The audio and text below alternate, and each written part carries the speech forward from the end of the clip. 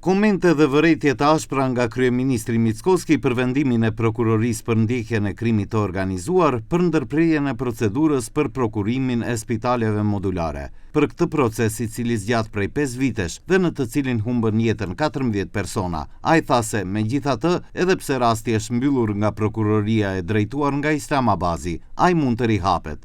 Ова не е политичка амнестија од страна на тој обвинител кон поранешните негови наредбодавци, бидејќи секогаш може да се појават нови детали кои што се поврзани со овој процес и секогаш овој процес може повторно да стане актуелен и да практично пред јавноста се покрене од самиот почеток. Она кое што мене ме збунува, а стига како порака од опозицијата е до вчера тие што критикуваа за односот на правосудните органи, сега ги фалат.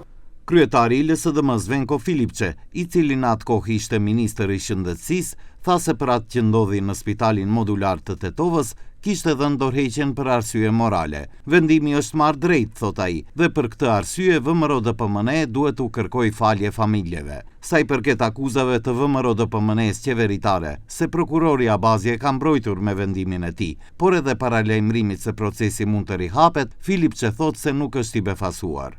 Јасно кажа, обвинителството нема злоупотреба на службената должност, нема штета на буџетот и тоа го сликува целокупното мое работење секаде. Дали на клиника, во интерес на пациентите, некорумпирано, така и во рамките на другите функции кои што сум ги имал.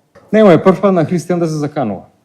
Тоа му е во неговиот трг на однесување и го разбирам затоа што кога човек нема резултати од тоа што го прави, кој е целосно неспособен да ги менаџира проблемите во државата, се што му останува е да се заканува со судови, со обвинителство и така натаму. Јас од ништо не стравувам. Ова е вистината, тоа што вчера го кажа обвинителство. Rasti me prokuриmet publike për ndërtimin e 19 spitaleve modulare në vend u hap më 10 shtator të vitit 2021, 2 ditë pas tragjedisë në Tetov ku 14 persona humbën jetën. Rasti fillimisht u drejtua nga ish prokurorja Vilma Ruskoska, më pas nga Elizabeta Josifovska, ndërsa në fazën përfundimtare rasti u drejtua nga prokurorja Verica Berzhecka Krsteva. Islamabazi, i cili është në krye të prokurorisë për krim të organizuar, së shpejti e përfundon mandatin dhe ka deklaruar se nuk ka ndërmend të kandidojë për një mandat të dytë.